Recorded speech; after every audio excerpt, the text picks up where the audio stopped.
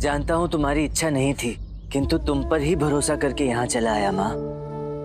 तुम माँ हो ना, जैसे सदैव मुझे राह दिखाई है, आगे भी तुम ही राह दिखाना माँ। यहाँ आ तो गया हूँ, किंतु मुझे नहीं पता यहाँ से आगे कहाँ जाना है, क्या करना है। ये तो सोचा ही नहीं कि किसके साथ क्या करके आए हैं आप पंडित रामकृष्ण जी।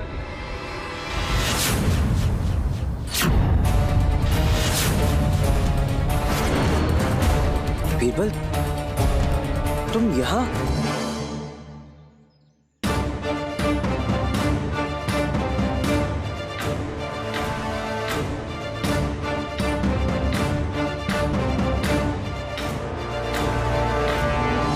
पंडित रामकृष्ण जी, मैं जानना चाहता हूं कि आप मेरे साथ ऐसा कैसे कर सकते हैं। आपको मेरी बुद्धि, मेरी समझदारी, मेरी सहन शक्ति पर बिल्कुल विश्वास नहीं था।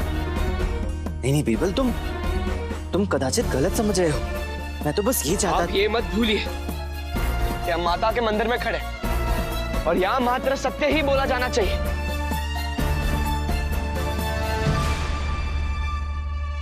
आप क्या चाहते थे ये मैं समझ गया। आप धोखा देना चाहते थे और आपने धोखा ही दिया, छल किया मेरे साथ। छलारंभ आपने किया था, अब अंत मैं करूंगा। पंडित रामकृष्ण जी, प्रतीक्षा कीजिए बीरबल के पलटवार की।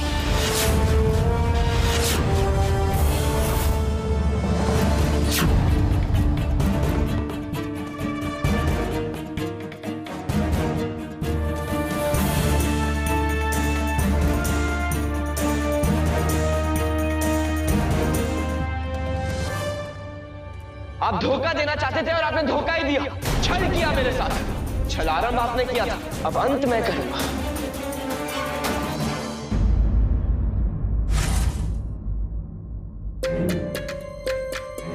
जो बापू ने छुपाया वो तुमने उस बीरबल को बता दिया। अब इनके गुस्से के सामने कहाँ छुपोगे? इस बार किसके पेट में दर्द हो रहा था? किसके पेट में बात नहीं पची कि रहस्य को रहस्य नहीं रहने दिया? इन्होंने।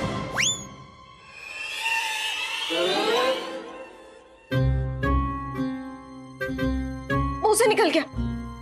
मैं क्या करती?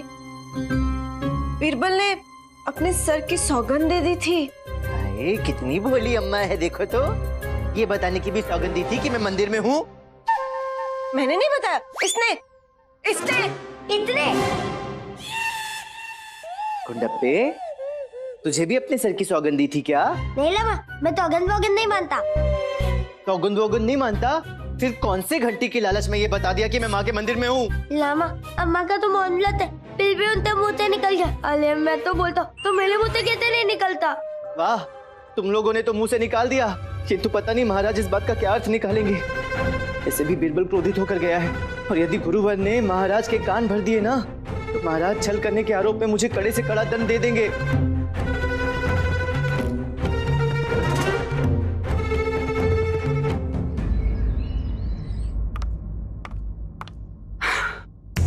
अब हमें वो पुनः मिल जाएगा जो हमसे खो गया था। क्या गुरुजी?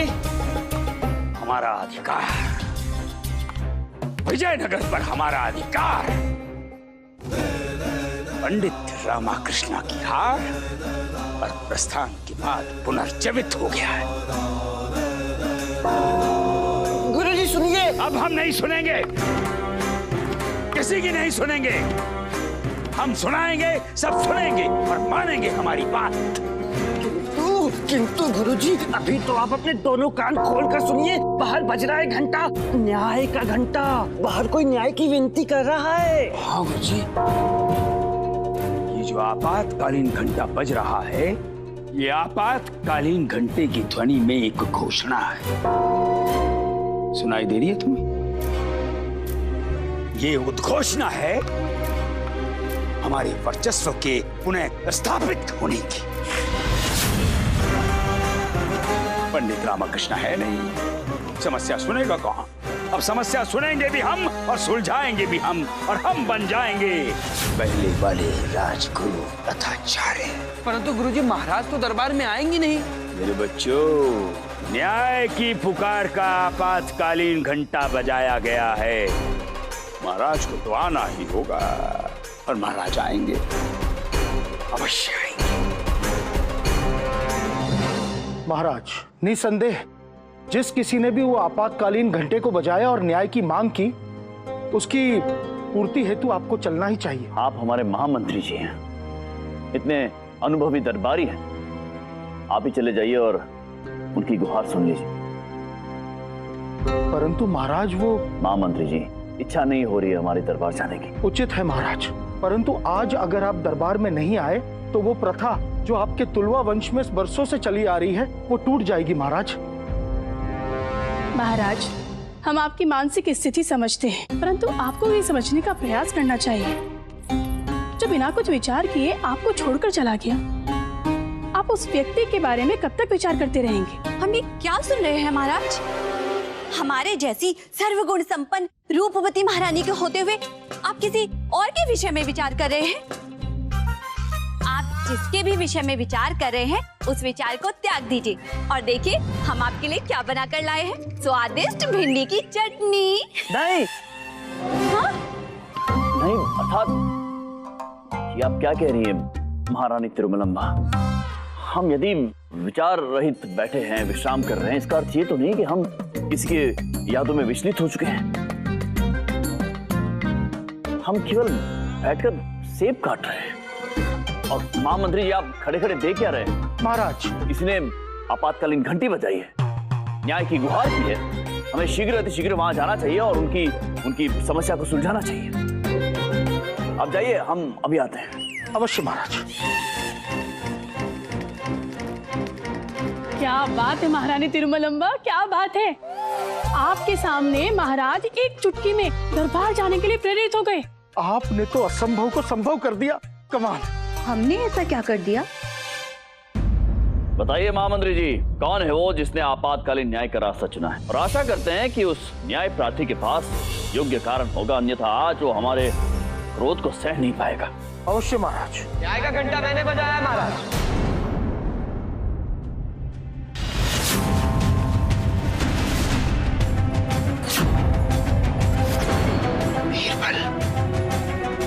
बीरबल, प्रणाम महाराज। बीरबल महोदय, आप क्या आपातकालीन घंटा आपने बजाया था? जी महाराज। बीरबल महोदय, ऐसी कौन सी समस्या आन पड़ी जो न्याय के लिए आपातकालीन विकल्प को चुनना पड़ा? महामंत्री जी, समस्या ही कुछ ऐसी। बीरबल महोदय, आप जो भी कहना चाहते हैं स्पष्ट कहिए और शीघ्र कहिए। महाराज, मैं विजयनगर के दरबार से समस्त विजयनगर, उसकी प्रजा और महाराज आपके लिए न्याय मांगता हूं।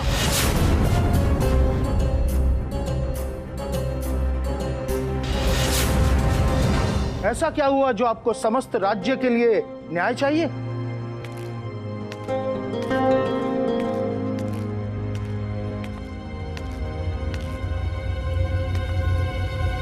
छल, राज्य के साथ छल हुआ।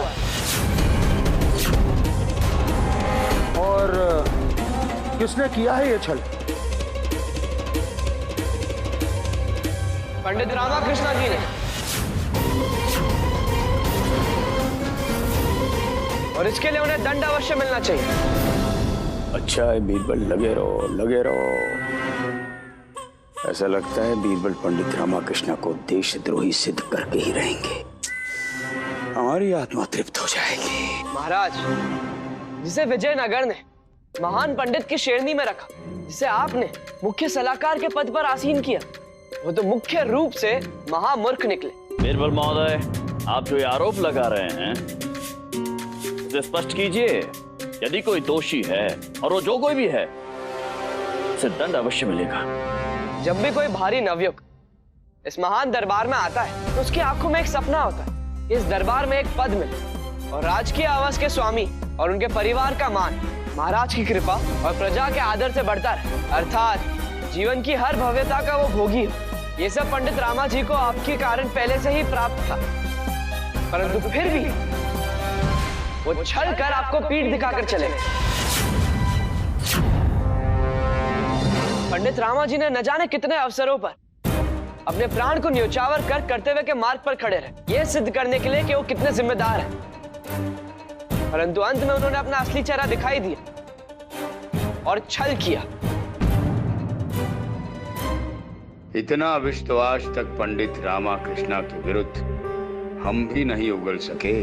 महाराज, एक तरफ उन्होंने अपने आप को सबसे गंभीर पदाधिकारी सिद्ध किया और दूसरी ओर सारे नियमों को ताक पर रखा। दरबार में इतने विलंब से आए कि महाराज आपको भी प्रतीक्षा करनी पड़ी। इतनी अनुशासनहीनता। सत्य कथन बीरबल, सत्य कथन। महाराज, बीच बीच में दरबार में न्याय की अपेक्षा में आने वाली समस्या को भी सुलझाते रहे, चाहे वो जितने भी जटिल हो, ताकि ये भ्रम बना रहे कि वो राज्य के लिए कितने उपयोगी है। ये और बात है महाराज कि आप कार्य के लिए उन्हें बार बार उपहार देते रहे। प्रजा की गुत्थी सुलझाना तो एक दिखावा था महाराज। उन्होंने अपनी गुत्थी सुलझाई और चले गए, आपको पीठ दिखाकर। सामान्य रूप से हमारे स्वभाव, हमारा कौशल और हमारे गुणों की सबसे अच्छी परख हमारे परिवार वालों को ही होती है। जब कुछ समय के लिए मैं पंडित रामा जी के घर रहने गया तो मैंने देखा कि उनकी अम्मा उनको बहुत सुस्त और कामचोर समझती है और उनकी पत्नी शारदा देवी, उनको पंडित रामा जी में समझदारी का कोई भी गुण नजर नहीं आता। अर्थात कि उनके घर में ही उनका कोई विशेष सम्मान नहीं है। परंतु घर से बाहर निकलते ही उनका सम्मान प्रजा और दरबार में आसमान को छूता था और फिर भी इस मान सम्मान को पाताल में धकेल दिया और पीठ दिखाकर चले गए। ये सब बिना कठिन प्रयास के जो मिल गया था उन्हें, इन सब का मूल्य की ही समझ नहीं थी। और महाराज, उन्हें तो बोलने की भी समझ नहीं थी। जब बोलना चाहिए तब बोलते नहीं थे और जब नहीं बोलना चाहिए तब अवश्य बोलते थे। कभी कभी तो महाराज आपके समक्ष भी अपनी मर्यादा भूल जाते थे और सुनते तो वो किसी की भी नहीं थे। यहाँ तक कि महाराज, जब आपने उन्हें रुकने को कहा तो भी आपकी नहीं सुनी और पीठ दिखाकर चले गए। बीरबल महोदय, आप अपनी हद पार कर रहे हैं। आपको क्या नहीं है कि जो नहीं महामंत्री जी, इन्हें बोलने दीजिए। ये जो कह रहे हैं हम सुनना चाहते हैं। कहिए बीरबल महोदय। जिससे अपने भविष्य की चिंता नहीं थी वो किसी और के विषय में कैसे सोच सकता? कभी तो विजयनगर से जाते समय केवल वस्त्रों की 4 ही जोड़ी थी उनके पास और उनकी पत्नी विवाह के इतने वर्ष बाद भी उन्होंने वही गहने पहने थे जो वो मायके से लाई थी। ऐसा नहीं है कि उन्होंने धन नहीं कमाया, राज्य की ओर से उपहार भी निरंतर प्राप्त किए, परंतु वही एक बुरी आदत, गरीबों और दरिद्रों का दुख ना देख पाना। सब दान कर देते थे महाराज। हाँ, वो तो है सत्य वचन, सत्य वचन, सत्य कह रहे हैं आप महाराज। ये दान दक्षिणा तो राजाओं महाराजाओं का गुण होता है। अब यदि एक पंडित अपना सब कुछ दान कर दे तो मूर्खता ही कहलाएगा और क्या। कहीं बीरबल भूलकर आवेश में आकर पंडित रामाकृष्णा की प्रशंसा तो नहीं कर रहा? महाराज, इससे अधिक मूर्खता उन्होंने तब की जब उन्होंने आपकी उदारता को नहीं समझा। ये सत्य है कि उनके होते हुए विजयनगर में बड़ी से बड़ी अनहोनी नहीं आ पाई, क्योंकि वो स्वयं ही उससे टकरा जाते थे। और ये भी सभी को पता है कि सत्य और कर्तव्य के कारण कितनी बार फांसी के फंदे तक पहुंच जाते थे। इसका अर्थ ये नहीं है कि आपकी उदारता का गलत उपयोग करें। महाराज, हम सबको पता है कि यदि कोई आपके आग्रह को ठुकराए तो उसका जीवन ठोकर खाते व्यतीत होगा, परंतु वो बड़ी शान से आपके आग्रह को अनदेखा कर चलेगा। ऐसी अवहेलना करने का दंड कम से कम मृत्यु दंड होता है, परंतु वो आपकी उदारता को ढाल बनाकर निकल गए, अपनी पीठ दिखाकर। क्या उन्होंने आपकी उदारता का दुरुपयोग और अपमान नहीं किया? महाराज, उनके इस कदम से राजकीय मर्यादा का सर नीचे हुआ। यदि उनके स्थान पर कोई और होता तो आप क्या दंड देते महाराज? उसका शीश उसके धड़ से अलग करवा देते और क्या। जी राजगुरु जी, किसी राजा का आह्वान उसके राज्य का अंतिम आह्वान होता है, परंतु पंडित रामाकृष्ण जैसे बड़े पंडित ने इस आह्वान को एक कान से सुनने योग्य नहीं समझा। बीरबल महोदय, आप विषय से भटकिए मत, सीधे सीधे समस्या पर आइए। जी महाराज, इससे पहले कि मैं अपनी बात पूरी करूं, मैं चाहता हूं कि आप कुछ बातों पर विचार करें जब जब उनसे कोई चूक हुई उन्होंने आपके मोम जैसे हृदय को कोई ना कोई बहाना बनाकर पिघला दिया और दंड से बचते रहे। कितनी बार निष्कासित भी किए गए परंतु फिर भी नहीं सुधरे और सुल्तान बाबर के दरबार में जा बिना कुछ सोचे समझे उनसे भिड़ गए। इसका संदेश सुल्तान को यह गया होगा कि क्षत्रिय होकर भी विजयनगर के महाराज युद्ध से डर गए और एक पंडित को आगे कर दिया, अन्यथा युद्ध होता तो क्या होता। दोनों ओर से लाखों सैनिक वीरगति प्राप्त कर लेते और क्या, परंतु लाखों सैनिक को बचाने के बदले आपके साथ छल करना क्या योग्य है? ये छल करने का अधिकार उन्हें किसने दिया? बीरबल महोदय, आप हमारी दुविधा बढ़ाते जा रहे हैं। एक तरफ आप पंडित रामकृष्ण पर आरोप लगा रहे हैं और वहीं दूसरी तरफ आप उनके गुणों की चालीसा गाए जा रहे हैं। यही तो हम भी नहीं समझ पा रहे। क्या है ये? स्पष्ट कहिए, कौन सा छल किया है उन्होंने जिसके कारण वो भाग गए हैं? महाराज, पंडित रामा जी ने भरी दरबार में आपको, मुझे और पूरी प्रजा को छला। वो अपने ज्ञान के अभिमान से इतना भर चुके थे कि उन्हें मुझ जैसे बालक के साथ प्रतियोगिता करना अपने अपमान जैसा लगा। वो प्रतियोगिता में मुझे जिताकर अपने आप को महान बनाना चाहते थे। उनके हृदय में मेरी योग्यता, मेरी प्रतिभा का कोई स्थान नहीं था। इसलिए तो एक प्रतिबंधी होने के नाते भी उन्होंने मुझे अपने घर में स्थान दिया और अम्मा ने पुत्र का प्रेम, उनकी पत्नी ने बहन का स्नेह दिया। परंतु महाराज, इस प्रेम और स्नेह के पीछे छुपा हुआ षड्यंत्र मुझे नहीं पता था। कैसा षड्यंत्र? महाराज, जब मैं विजयनगर आया तो मैंने देखा कि पंडित रामा जी का हेम उनके कट से कहीं ऊंचा था। तो है। उन्हें यह नहीं पसंद था कि मैं उनकी आंखों में आंखें डालकर बात करूं। उन्हें लगा कि उनके एक छत्र राज्य को कोई हिलाने वाला आ गया। वो मेरी जीत तो क्या, मुझसे मुकाबला भी नहीं करना चाहते थे, परंतु उनका परिवार इसके कुछ विपरीत ही चाहता था। महाराज, मुझे यह तब पता चला जब मैं तेनाली गांव गया और अम्मा से मिला। मुझे यह भी पता चला कि जिस रात हम सोने के चोरी की गुत्थी सुलझा रहे थे, उस रात को बिना भोजन खाए उठ गया। अम्मा, रोज रोज एक ही भोजन खाना अच्छा लगता है क्या? तो रोज रोज जीतना भी अच्छा लगता है क्या? हैं? तुम कहना क्या चाहती हो? मैं रोज रोज जीतता हूँ तो इस बार हार जाऊं? ओ अमेश्वरी, मैं यहाँ देवी माँ से अपनी जीत का आशीर्वाद मांग रहा हूँ और तुम क्या कर रही हो? मैं भी माँ होने के नाते गलती से बीरबल को जीतने का आशीर्वाद दे चुकी हूँ। क्या? उस भोले मासूम बीरबल के चेहरे को देखकर मैं भी सोच बैठी कि कम से कम उसे एक ऐसा आशीर्वाद दूं जिससे वो जीत जाए और उसका मनोबल भी बढ़े। और उसका मनोबल बढ़ाने के चक्कर में तुम इतना आगे निकल गई कि ये भी भूल गई कि वो तुम्हारे पुत्र का प्रतिद्वंदी है।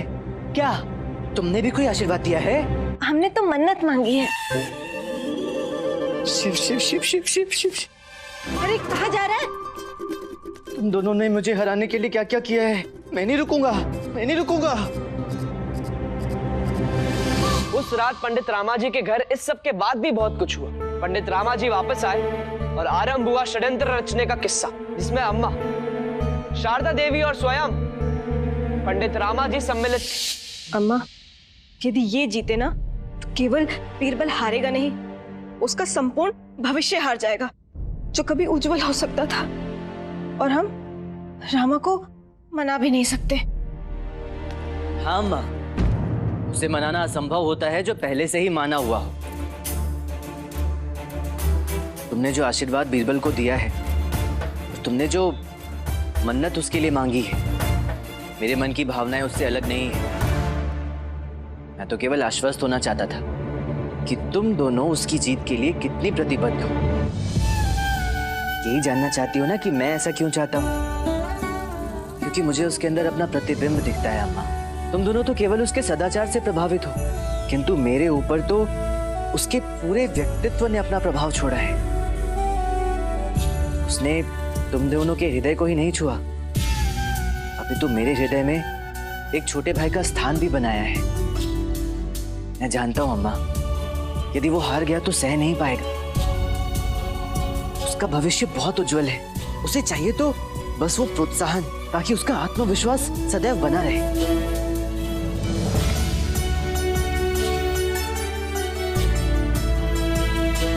इसलिए मैं तुम दोनों को आज एक वचन देता हूं कि चोर कोई भी पकड़ रहा है जीतेगा तो बीरबल ही।